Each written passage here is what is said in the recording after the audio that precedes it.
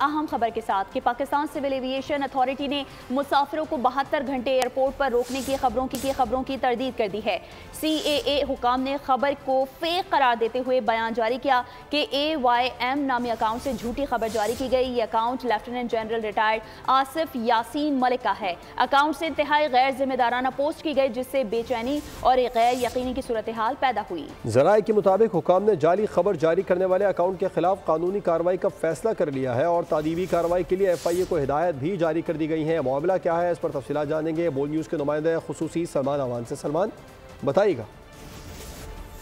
बिल्कुल, ये मामला सोशल मीडिया के गलत इस्तेमाल या इंतहाई गैर जिम्मेदाराना इस्तेमाल का मामला है। जब एक तरह से आप समझ लें कि एक मुतबर अकाउंट से जो है इस किस्म की फेक न्यूज़ जो है वो पोस्ट की गई, जिसके बाद सोशल मीडिया के ऊपर एक रिएक्शन भी सामने आया और हमने देखा कि किस तरह से इस खबर में कहा गया कि एयरपोर्ट पर आने वाले जो मुसाफिर हैं उनको 72 घंटे वहां पर रोका जाएगा। और ये इंतहाई ही गैर जिम्मेदाराना पोस्ट थी, जिसका नतीजा ये निकला कि सोशल मीडिया ने भी बताते खुद जो है वो इस तारिफ को जो AYM के नाम से अकाउंट था उसको आड़े हाथों लिया, शदीद तनकीद की गई। और जो मकसद जिसका जो सामने आया वो यही था कि माशरे के अंदर बेचैनी और गैर यकीनी की सूरत हाल पैदा की जाए। लेकिन जो अथॉरिटीज़ हैं वो भी हरकत में आई हैं और सबसे पहले तो हमने देखा कि पाकिस्तान सिविल एविएशन अथॉरिटी ने इस खबर को फेक करार दिया और उसके साथ साथ पाकिस्तान एयरपोर्ट्स अथॉरिटी ने भी इसको जाली करार दिया। दोनों ने डिसोन किया, क्योंकि यही दोनों जो है वो मुतल्लिका इदारे हैं जो इस हवाले से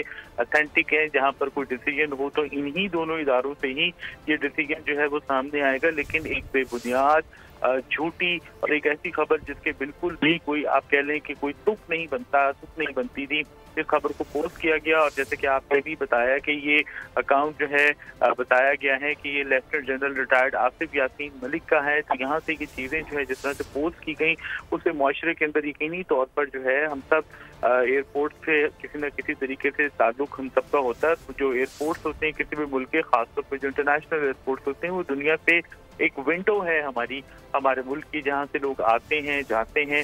तो उनके हवाले से ऐसी खबर फैलाना यकीनी तौर पर इंतहाई माशरे के अंदर बेचैनी का बाइस बन सकता था। लेकिन बहरहाल अब ज़राए का कहने के अथॉरिटीज़ ने इस अकाउंट के खिलाफ कानूनी कार्रवाई का आगाज कर दिया है। सबसे पहले FIA जो है उसको हिदायत जारी की गई है कि वो पाकिस्तान के कानून के मुताबिक फेक न्यूज़ फैलाने के ऊपर इस अकाउंट के खिलाफ जो है मुतहरिक हों। और उसके बाद फिर यकीनी तौर पर बतौर शहरी, बतौर जिम्मेदार शहरी हम सबको भी चाहिए कि ऐसी फेक न्यूज़ के ऊपर कान ना धरें और अगर ऐसी कोई चीज़ सामने आती है तो कम अज़ कम उसको मज़ीद फैलाने से गुरेज किया जाए। जी, सलमान अवान हमें तफसीलात बता रहे हैं। पाकिस्तान सिविल एविएशन अथॉरिटी ने मुसाफिरों को 72 घंटे एयरपोर्ट पर रोकने की खबरों की तरदीद कर दी है और कार्रवाई के लिए FIA को हिदायत भी जारी कर दी गई है। आपका शुक्रिया सलमान अवान।